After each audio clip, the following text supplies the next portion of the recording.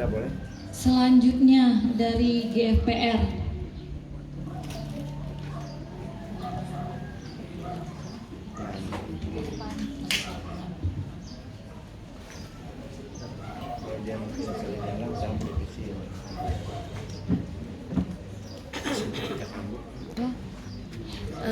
Masing-masing organisasi gereja. Iya. Kita ada gilir masing-masing ini ya. Masing-masing gereja dulu baru diputar kembali. Ya. Terima kasih. Nama saya Stanley Suparman dari gereja GFPR. Mau bertanya, tadi sudah dijelaskan tentang kesempurnaan Tuhan waktu Tuhan datang. Dikatakan bahwa Ia datang bukan untuk meniadakan hukum Taurat di Matius 5 ayat 17 dan sampai 20, tapi untuk menggenapi. Ini sering disalahartikan juga di dalam, tadi sudah ditanyakan oleh teman kami, Lukas 4 ayat 16 tadi tentang dia menurut kebiasaan dia beribadah di hari Sabat. Maksudnya untuk kita bisa lebih mudah untuk dimengerti, karena ini kita sering diserang dengan pertanyaan-pertanyaan begitu, pertanyaan-pertanyaan dari orang yang sudah pindah hari yang tadi hari Sabat. Kemudian pertanyaan kedua tentang Natal, Pak. Natal tanggal 25 Desember saya sudah pernah nonton di YouTube, tapi kalau bisa Bapak jelaskan secara singkat. Tuhan Yesus berkati. Silakan Pak. Ya, terima kasih. Begini, biasanya gereja-gereja yang menentang Natal itu gereja-gereja abad 19 sampai 18. Jadi sudah jauh dari peristiwa, jauh darinya, sudah jauh sekali. Makanya itu banyak salahnya. Kenapa? Karena dia tidak punya data-data sumber primer. Kan sama-sama Alkitabnya, tafsirannya bisa beda. Mormon aja Alkitabnya juga pakai King James. Saksi Yehova juga punya Alkitab 27 Perjanjian Baru, kok beda? Karena dia menafsirkan Alkitab dari pendirinya di abad 19. Nah, pendirinya itu belum tentu pintar. Ini persoalannya. Dia memahami Alkitab itu dari konteks zamannya. Misalnya, contohnya ya, Saksi Yehova menafsirkan Kolose, Kristus itu yang pertama dari segala yang diciptakan Allah, yang sulung dari yang diciptakan Allah. Apakah artinya sulung? Sulung dimaknai pakai bahasa dan budaya kita. Sulung itu anak yang lahir pertama. Oh, berarti Yesus itu sehakikat dengan kita. Hanya dia lebih senior, dia yang sulung, kita adik-adiknya. Masa begitu maknanya? Kalau sulung diartikan urutan waktu, Daud itu bukan anak sulung, tapi dalam Mazmur disebut yang sulung dari semua raja-raja di bumi. Yang terutama maksudnya, bukan yang lahir duluan. Yakub dengan Esau berbuat tak kesulungan. Bagaimana kita tafsirkan menurut hukum cara pikir orang modern? Hak kesulungan itu punya makna 3 dalam budaya Ibrani. Yang pertama, menerima warisan 2 kali lipat. Esau itu memahami hanya yang pertama ini. Makna kedua dan ketiga dia entengkan, yaitu kedua, berhak atas berkat orang tuanya, berkat orang tua, dan ketiga menjadi pemimpin dari mesbah keluarga. Ini kan lebih rohani dari yang pertama kan? Esau membatasi yang pertama ini, sekalipun dia lahir duluan di rahim ibunya. Yang sulung, hak kesulungan bisa diambil oleh Yakub. Jadi yang sulung di sini maknanya bukan yang lahir pertama, tapi yang terutama dari urutan kehormatan. Maka bukan berarti Yesus itu yang sulung kita adik-adiknya. Lalu Yesus itu bukan Tuhan tapi hanya ciptaan mula-mula. Ini akibat salah tafsir abad 19. Banyak orang abad 19 itu kan tidak mengalami abad pertama seperti apa, abad kedua seperti apa. Dia tafsirkan menurut cara pikir modernnya. Makanya orang dia cari Natal, nggak ada di Alkitab. Oh, Natal bukan 25 Desember, ya karena kamu nggak bisa menghitungnya. Kalau kita baca Alkitab bisa menghitung kita, tapi tentu dalam konteks yang semula. Misalnya contohnya, pertama dari dokumen sejarah. Orang bikin teori katanya Natal baru dirayakan itu setelah abad keempat, itu keliru lagi. Natal dirayakan sejak awal abad sekali, tahun 126. Itu pada catatan Telesphorus pertama di Roma, rayakanlah Natal. Dan pada saat malam Natal itu hendaklah dikidungkan Lukas pasal 2 ayat 14. Itu sejak tahun 126. Sampai sekarang lagunya kita nyanyikan, Gloria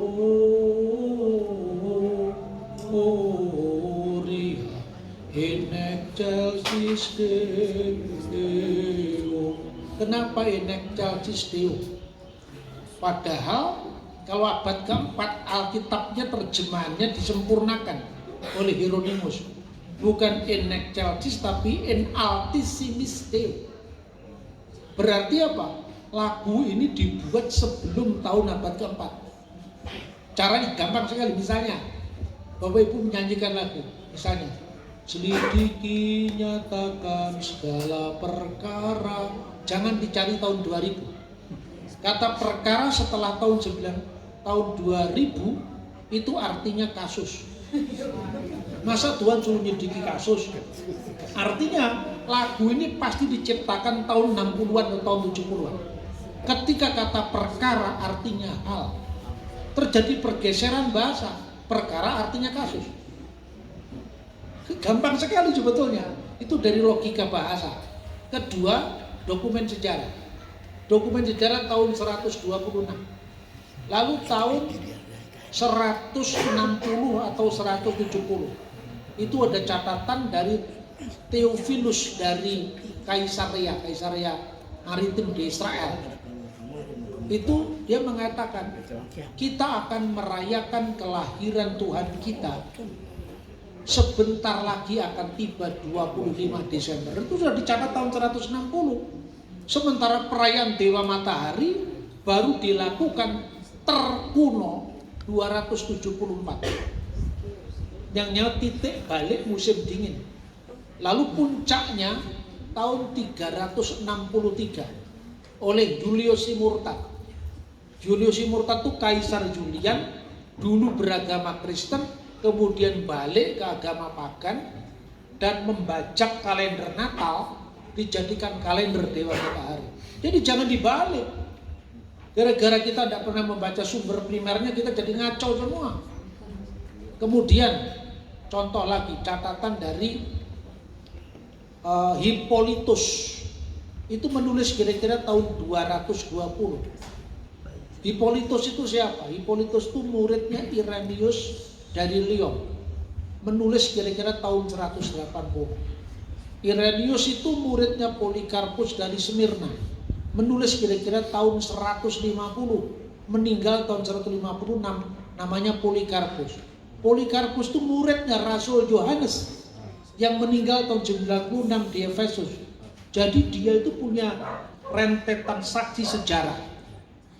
Yesus mengajar Yohanes, Yohanes mengajar Polikarpus, Polikarpus mengajar Irenaeus, Irenaeus mengajar Hippolytus.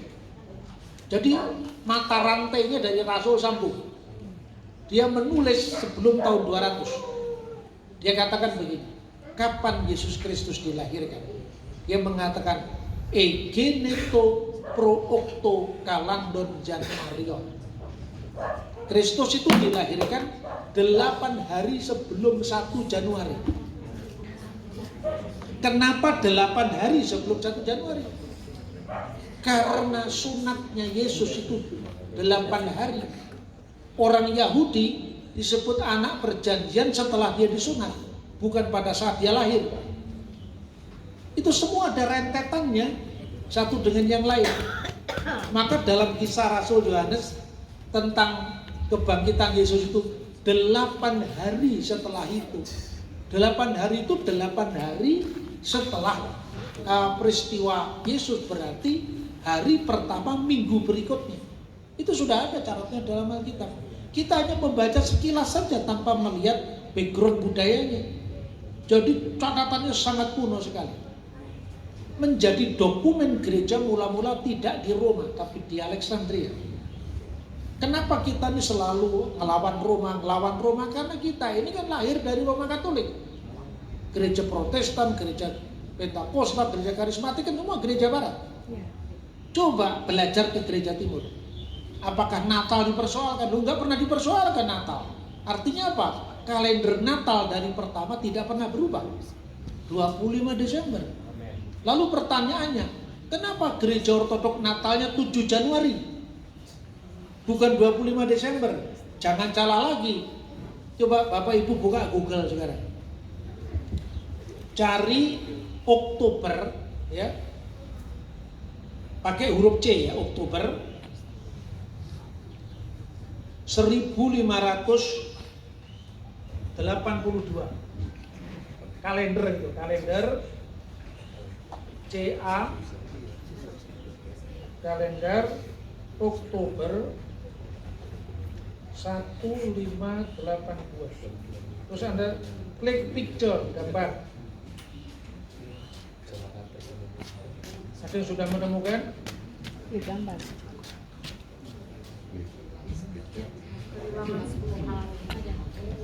Ini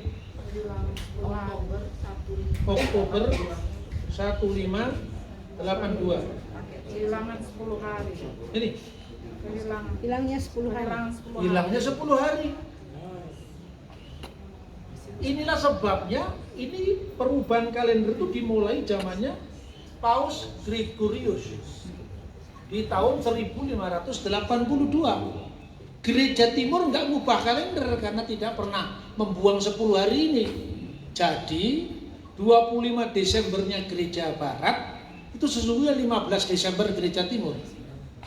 Karena kalender Barat ini yang menang, yang mendunia, maka gereja Timur mengalah akhirnya. Menyebut 25 Desembernya 7 Januari karena pakai kalender sipil gereja Barat. Rumit kan Bapak Ibu? Rumit. Karena kalau rumit jangan aneh-aneh, sudahlah. Ini baru dari sini kita sudah bingung kok. Pertanyaannya kenapa harus digeser 10 hari? Nah, ini panjang lagi sejarahnya. Begini. Paskah, balik ke Paskah lagi. Paskahnya Yahudi itu Paskah apa? Paskah keluaran dari tanah Mesir. Harus jatuh 14 bulan purnama, malam 15 bulan Nisan, harus bulan purnama. Makanya gereja Barat dan gereja Asia Kecil beda. Gereja Barat dia mikir karena Paskah kita ini bukan lagi pakai kalender bulan. Kalau pakai kalender Yahudi kan kalender bulan kan, 15 bulan Nisan. Sementara Paskah Kristen itu adalah masih dalam rangkaian dengan 1 minggu itu, yaitu hari minggunya. Nah, kalau harus nuruti kalender Yahudi, kan selisih 11 hari setiap 10 dan 11 hari setiap tahun. Maka tidak selalu jatuh di hari Minggu. Padahal Paskah Kristen harus jatuh hari Minggu. Karena pedomannya anak domba Paskah yang disembelih itu Yesus. Bagi orang Yahudi Paskah tahunan, keluaran dari tanah Mesir, memang ada anak domba Paskah yang disembelih, tapi harus jatuh bulan purnama. Satunya harus jatuh hari Minggu karena kebangkitan. Jadi gereja yang merayakan pakai kalender bulan Yahudi di Asia Kecil tetap setia. Nanti kalau tahun ini nggak jatuh hari Minggu, mundur sehari. Kalau nggak jatuh hari Minggu, maju sehari. Sementara di gereja Barat, di Roma, pokoknya bulan purnama atau tidak bulan purnama, pokoknya hari Minggu. Karena sudah pakai kalender matahari, satunya pakai kalender bulan. Akibatnya hitungan selama selisih ini membengkak setiap tahun selama 1500 tahun sampai 1582 harus digeser. Gereja Timur tidak perlu menggeser karena Paskahnya selalu tepat. Selalu tepat, gak apa, pokoknya hari Minggu. Gak usah jatuh bulan purnama atau tidak. Itu sejarahnya. Jadi itu tidak ada kaitannya dengan Dewa Matahari, sama sekali nggak ada.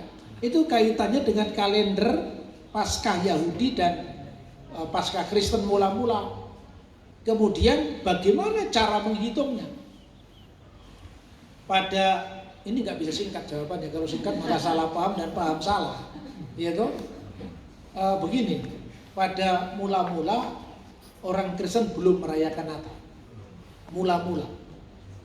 Sampai di zaman para rasul belum ada perayaan Natal.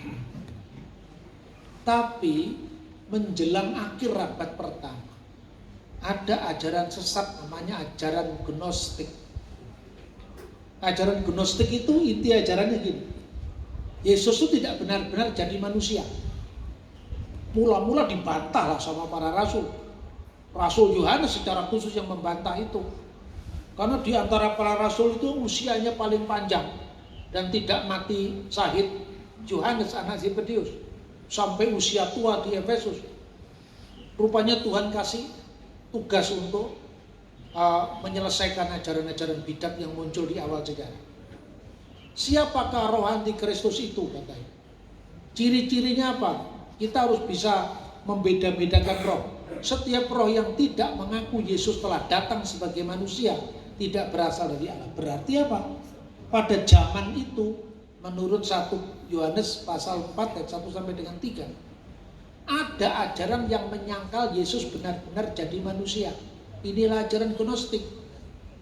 Karena Yesus tidak benar-benar jadi manusia, gak perlu ada kelahiran, gak perlu kapan dia disalibkan, gak perlu kapan dia naik surga. Dia ini datang begitu saja, pergi begitu aja, gak ada yang nyatet katanya. Makanya Paulus marah terhadap kelompok ini.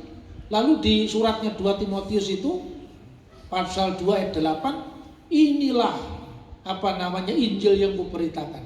Kristus yang lahir dari keturunan Daud dan Kristus yang bangkit di antara orang mati.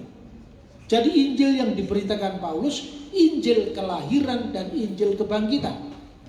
Belum ada eksplisit 25 Desember saat itu. Tapi kemudian sekitar tahun 140-an Masehi, kelompok Gnostik ini lebih kurang ajar lagi. Setelah para rasul pada wafat, dia bikin ajaran lebih bebas karena saksi mata sudah pada mati. Dia bikin buku namanya Injil Penampakan Petrus. Bikin buku namanya Injil Filipus, Injil Maria Magdalena. Itu diklaim nama-namanya murid Yesus padahal tidak bisa di cross check karena pada mati semua. Tapi kalau para bidat punya pemuritan, apalagi gereja, Yesus mengatakan jadikanlah semua bangsa muridku. Paulus katakan jadilah kamu pengikutku seperti aku pengikut Kristus. Pemuritan terus jalan. Jadi aliran bidat ini punya murid namanya Marcion itu tahun 140 tadi. Rasul Yohanes juga punya murid namanya Polikarpus. Jadi murid dengan murid lawan itu. Satunya muridnya bidat, satunya muridnya rasul. Nah, si Marcion ini kurang ajar sekali, dia mengatakan, wah ini Injil ini harus kita seleksi nih, yang cocok dengan kita pakai, yang cocok kita buang. Mulailah ada namanya kanonisasi perjanjian baru. Itu kira-kira tahun 150-an, 160 menghadapi Marcion ini, karena Marcion ini kurang ajar sekali. Dia baca Injil Matius dibuang. Kenapa Injil Matius dibuang? Karena ada kelahiran dari perawan Maria, ada kelahirannya di Bethlehem, berita orang Majus. Ini lahir beneran ini. Lahir beneran, gak cocok dengan ajaran kita. Markus, Yesus dibaptis sungai Yordan. Kalau seorang bisa diselamatkan ke air, dia bener-bener manusia. bukan apa sekedar seperti manusia dibuang Injil Markus. Injil Yohanes apa lagi? Firman telah menjadi manusia dibuang sama dia. Tinggal Injil Lukas. Injil Lukas itu melihat pasal 1, 2, 3 masih ada kelahiran dari anak darah Maria. Pasal 3 ada silsilahnya, dibuang pula. Tinggal pasal 4 sampai pasal 24. Itulah yang diterima Marcion. Tulisan Lukas diganti judul dengan The Gospel of Marcion. Ditambahi surat Paulus yang tidak ada hubungannya dengan kelahiran Yesus. Gereja kemudian menunjukkan otoritasnya. Kamu kurang ajar sekali, kamu ngajar tuh saksinya siapa? Oh, bikin-bikin sendiri. Gereja kemudian menentukan kanon perjanjian baru. Itu namanya kanon yang dikenal paling tua, namanya kanon Muratori. Tahun 160-an. Nantinya ditetapkan lagi oleh gereja mula-mula sebagai 27 kitab perjanjian baru. Untuk menghadapi ajaran Marcion yang tidak percaya dengan kelahiran fisik Yesus Kristus ini, maka gereja mulai memikirkan Yesus itu kapan lahirnya, untuk membuktikan bahwa benar-benar Yesus itu lahir sebagai manusia. Lalu dibaca Injil Lukas. Injil Lukas di mana dibacanya? Ketika Imam Zakaria bertugas, ya kan? Pada saat Imam Zakaria bertugas itu semua suku dari Israel kumpul. Kumpulnya semua suku Israel itu pada perayaan Yom Kippur. Setahun sekali. Yom Kippur itu setiap bulan Tisri. Kalau kita, tanggalan kita September. Jadi September itu para malaikat Gabriel bertemu dengan Zakaria di hari Yom Kippur. Karena semua suku kumpul di situ. 6 bulan setelah malaikat bertemu dengan Zakaria di bulan Yom Kippur, dia bertemu dengan Maria di Nazaret. Pada bulan ke-6 malaikat Gabriel bertemu seorang gadis yang namanya Maria di Nazaret. 6 bulan setelah bulan Tisri jatuhnya bulan Nisan.